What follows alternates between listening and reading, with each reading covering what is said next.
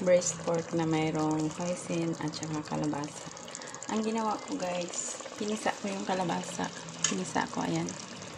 Hindi naman lahat, pero mostly, ginawa ko siyang thickener ng sauce kasi bawal dito ang cornstarch.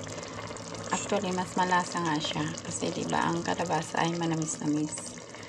Ang itira ko na lang itong dalawang kamote para may texture pa naman konti.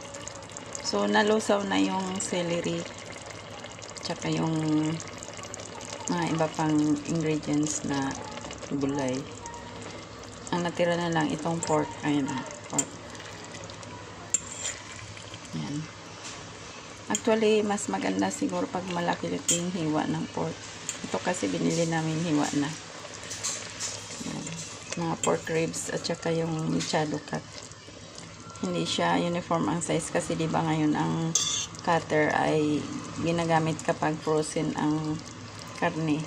Hindi siya makat pag hindi frozen. So, kapag frozen ang karne, ang tendency nun pag naluto, magiging watak-watak siya.